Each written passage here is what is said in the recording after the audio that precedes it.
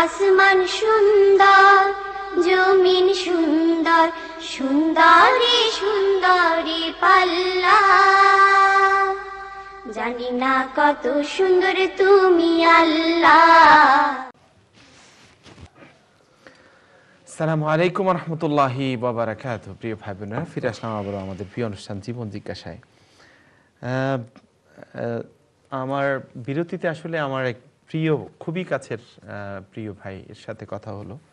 তো আল্লাহ ওনাকে অনেক বড় একটি পরীক্ষার মধ্যে ফেলেছেন। শুরুতেই আমি এই পর্বে বিশেষ করে জীবন জিজ্ঞাসা পরিবারের সবাইকে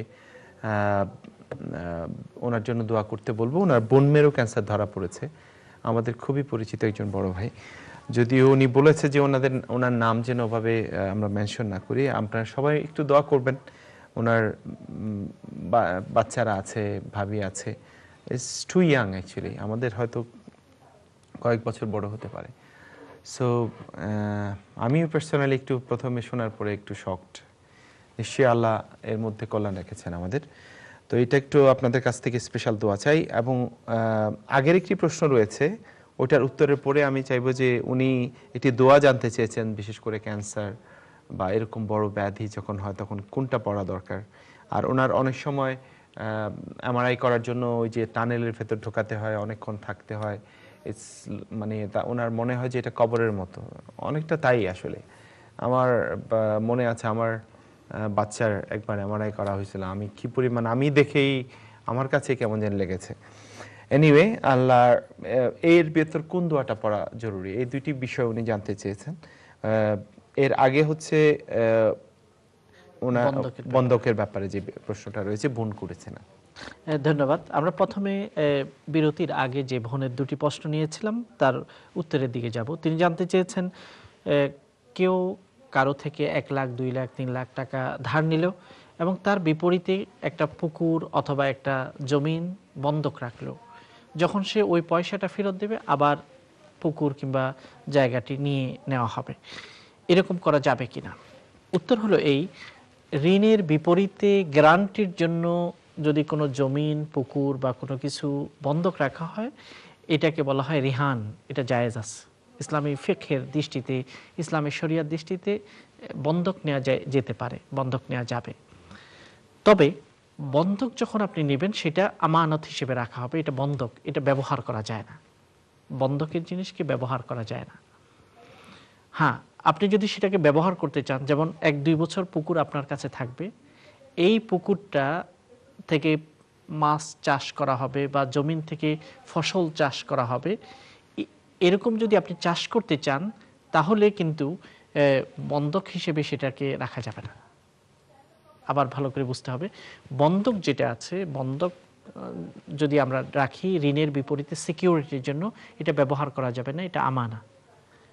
যদি আপনি সেটা ব্যবহার করতে চান তাহলে ঋণ থেকে কিছু অংশ মাইনাস দেওয়া হবে। যেমন আমি 2 বছর এই পুকুরটা থেকে মাছ চাষ করব, তার বিপরীতে তোমাকে 20,000 টাকা দেব, আর লোন যেটা আছে, যেমন বাকি লোনটা আছে, সেটা পৃথক।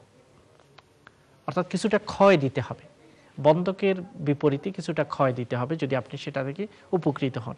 আর যদি উপকৃত না হন, জাস্ট আপনার নামে সেটা থাকবে, তাহলে সেখানে বন্ধক নিতে কোনো অসুবিধা হবে না। আশা করি বোন বিষয়টি সুস্পষ্ট করে বুঝতে পেরেছেন। আর আমরা দ্বিতীয় যে বিষয়টি এখানে এসেছে, আমাদের পরিচিত একজন ভাই, তিনি হঠাৎ জানতে পেরেছেন যে তার ক্যান্সার ধরা পড়েছে। নিশ্চয়ই সেটা শকিং, খুবই আমাদের মনকে আহত করে, আমাদের চিন্তাকে বিষণ্ণ করে।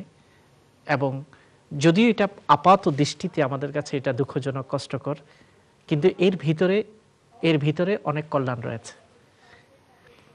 আমাদেরকে এটা বিশ্বাস করতে হয়। কারণ আল্লাহ নবী বলেছেন যে যত অমঙ্গল বা বিপদগুলো আছে, মনে রাখো এই বিপদগুলো তোমার কল্যাণের জন্য আল্লাহ তোমাকে দান করেছেন। এর ভিতরে তোমার জন্য অনেক প্রশান্তি, অনেক আরামের বিষয়ে আল্লাহ তাআলা রেখেছেন।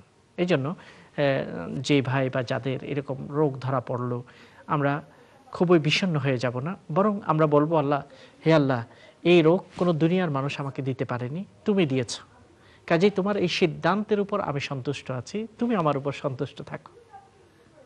এই বিষয়টি আমরা আল্লাহর কাছে বলবো। আর দ্বিতীয় হলো যে এই অসুস্থতা অবস্থায় বা বিপদগ্রস্ততা অবস্থায় যে দোয়াগুলো আমরা করি সেগুলো আল্লাহ তাআলা কোরআনে কারীমে আমাদেরকে শিক্ষা দিয়েছেন বিভিন্ন নবীর জীবনীর মাধ্যমে। তার মধ্যে একটি দোয়া হলো লা ইলাহা ইল্লা আনতা সুবহানাকা ইন্নী কুনতু মিনাজ জালিমিন। হযরত ইউনূস আলাইহিস সালাম যখন পানির ভিতরে মাছের পেটে ঢুকলেন এবং সেখানে অন্ধকারের উপর অন্ধকার, সেই অবস্থায় আল্লাহর কাছে আশ্রয় চেয়েছেন, নিজের ভুল স্বীকার করেছেন আর বলেছেন লা ইলাহা ইল্লা আন্ত, তুমি ছাড়া কোনো প্রভু নাই, কেউ আমাকে লাভ ক্ষতি দিতে পারে না, তুমি আমার প্রভু। ইন্নী কুনতু মিনাজ জালিমিন, সুবহানাক, তুমি পবিত্র, তুমি আমার উপর কখনো জুলুম করবে না, অত্যাচার করবে না, তুমি অন্যায় করো না, তুমি পবিত্র মহান। ইন্নী কুনতু মিনাজ জালিমিন, আমি অত্যাচারী, আমি ভুলকারী। যখন এটা করা হলো বললেন তিনি, হযরত ইউনূস আলাইহিস সালামকে আল্লাহ মুক্তি দান করলেন। তারপর আল্লাহ তাআলা বললেন ফাসতাজাবনা লাহু, আমি তার ডাকে সাড়া দিয়েছি। ওয়ানাজ্জাইনাহু মিনাল গাম, তাকে এই দুঃখ দুর্দশা থেকে আমি উদ্ধার করেছি, মুক্তি দিয়েছি। ওয়া কাযালিকা নুনজিল মুমিনিন, শুধু তাকে আমি উদ্ধার করেছি তা না, এরকম আমি বিশ্বাসীদেরকে এভাবেই উদ্ধার করে থাকি। কাজে এই দোয়াটি শুধু হযরত ইউনূসের জন্য নয়, এটা সকল বিশ্বাসীদের জন্য। এই জন্য বিশ্বাস নিয়ে আমরা আল্লাহর কাছে অর্থ বুঝে আল্লাহর কাছে এই কথাগুলো বলবো। হযরত আইয়ুব আলাইহিস সালামের বিপদের কথা আমরা জানি, প্রচণ্ড রোগে আক্রান্ত হয়েছে, এমনকি আপনজনরা দূর থেকে সরে গেছে, কাছ থেকে সরে গেছে, তাকে দূরে ঠেলে দেওয়া হয়েছে। তখন তিনি আল্লাহর কাছে বললেন রব্বি আন্নী মাসসানিয়াদ দুর ওয়া আনতা আরহামুর রাহিমিন, হে আল্লাহ আমি অসুবিধায় পড়ে গেছি, তুমি আরহামুর রাহিমিন, সবচেয়ে কল্যাণকামী, সবচেয়ে দয়ালু। কাজে আমরা এগুলোর মাধ্যমে আল্লাহর কাছে আশ্রয় যাব। এবং সবচেয়ে সুন্দর দোয়া যেটা আল্লাহর নাম, পবিত্র নাম, যেটা দিয়ে আমরা আল্লাহকে ডাকতে পারি এবং আল্লাহর সাহায্য পেতে পারি, সেটা হলো আরহামুর রাহিমিন, ইয়া আরহামার রাহিমিন, ইয়া আরহামার রাহিমিন। এটা বিপদগ্রস্ত অবস্থায় আমরা এটা পড়তে থাকবো, অবশ্যই আল্লাহর রহমত আমাদের দিকে আসবে। আল্লাহ আমাদের জন্য কল্যাণজনক। দুনিয়ার মানুষ অন্য মানুষের প্রতি যতটুকু মায়া আছে তার চেয়ে বেশি মায়া আল্লাহ তার বান্দার প্রতি। কাজেই আল্লাহর ভালোবাসার উপরেই আমাদের সবচেয়ে বেশি নির্ভরতা। আল্লাহ যেন আপনার প্রতি সদয় হন এবং রহমতের ছায়া আপনার উপর বিস্তার করেন, সেই দোয়া আমরা করছি। সেই সাথে যত দর্শক ভাই এবং বোনেরা, মুরব্বীরা অসুস্থ আছেন, আমাদের মুরব্বীরা, আমার বাবা নিজে অসুস্থ, এরকম যে যেখানে অসুস্থ আছেন, আল্লাহ যেন সবাইকে শান্তি দান করেন, সম্মানের সাথে রাখেন এবং তাদের কষ্টগুলোকে লাঘব করেন, সেই জন্য আমরা মুনাজাত করছি। আল্লাহুম্মা আমিন। আমিন সুম্মা আমিন। একজন কলার অনেকক্ষণ ধরে ওয়েট করছেন, আমি চলে যাচ্ছি কলারের কাছে। আসসালামু আলাইকুম। ওয়ালাইকুম আসসালাম। জি, আপনার প্রশ্ন বলেন। Yeah, my question is regarding mobile apps where you can actually listen to reciters of different, Quranic recitation. Okay. Okay, and this app that I have all these other sheikhs as well that you can listen to. And I've realized that some of these reciters have different.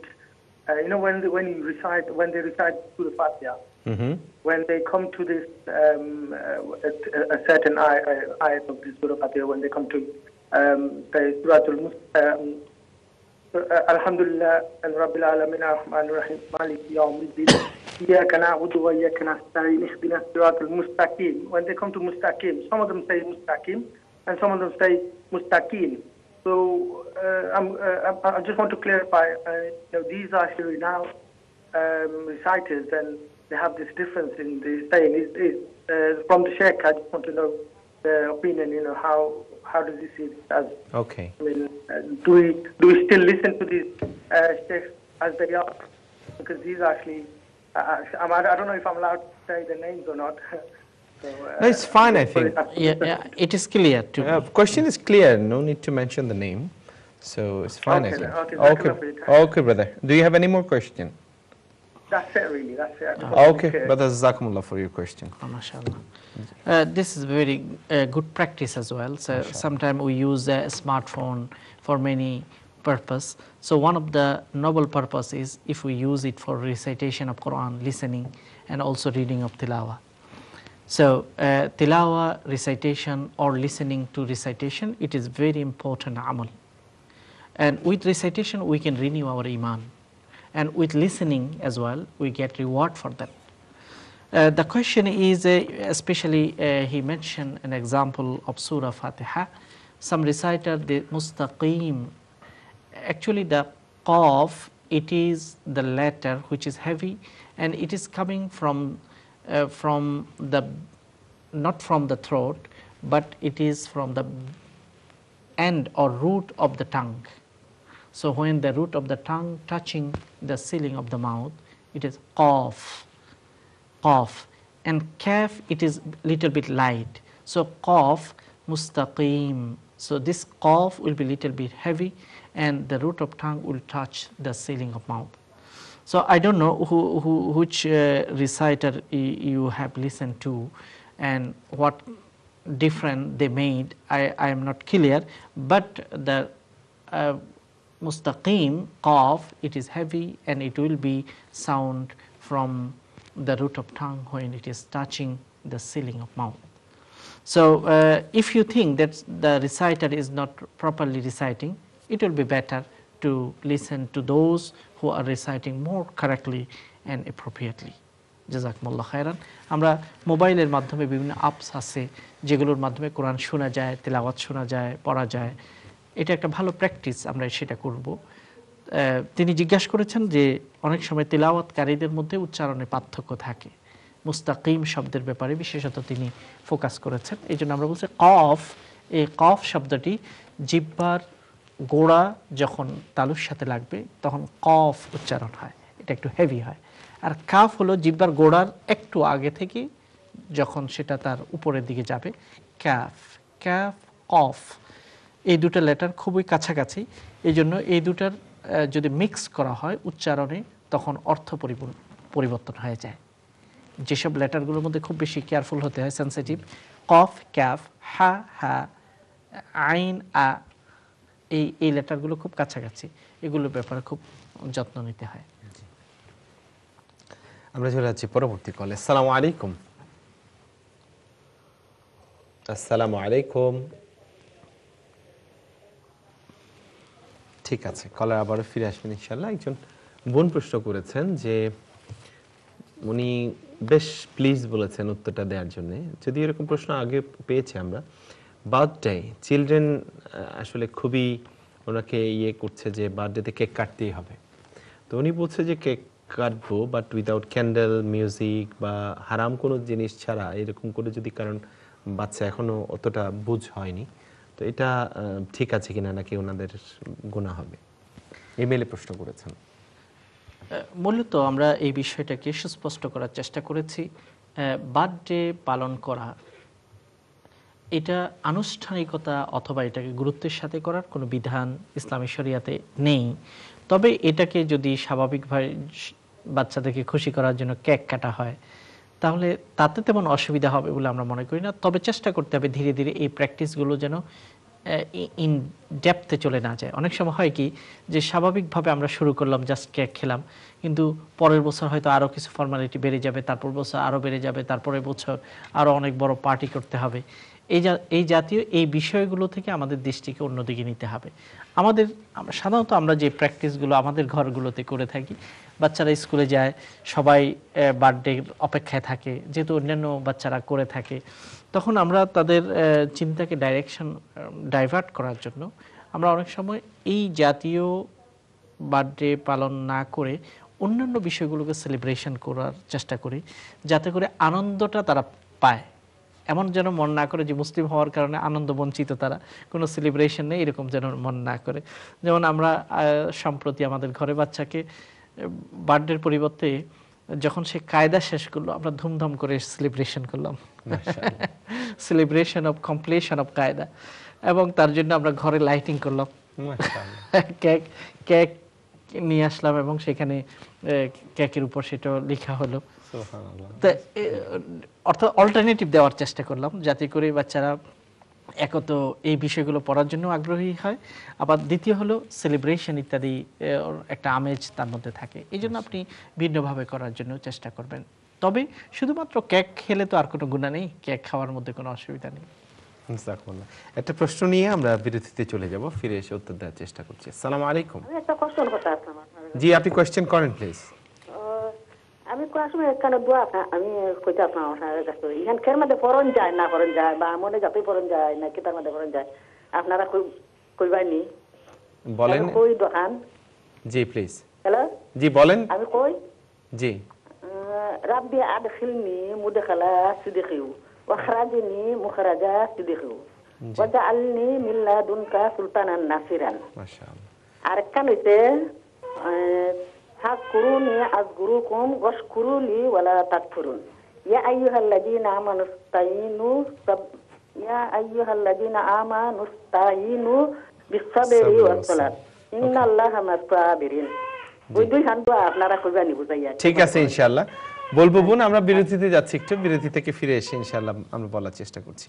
প্রিয় ভাই বোনেরা, যাচ্ছি ছোট্ট একটি বিজ্ঞাপন বিরতিতে, ফিরে আসছি ইনশাআল্লাহ। বিজ্ঞাপন বিরতি শেষ করে আশা করছি আপনারা আমাদেরকে সঙ্গ দিচ্ছেন। আসসালামু আলাইকুম ওয়া রাহমাতুল্লাহি ওয়া বারাকাতুহু। আসমান সুন্দর, জমিন সুন্দর, সুন্দরী সুন্দরী পাল্লা। জানি না কত সুন্দর তুমি আল্লাহ।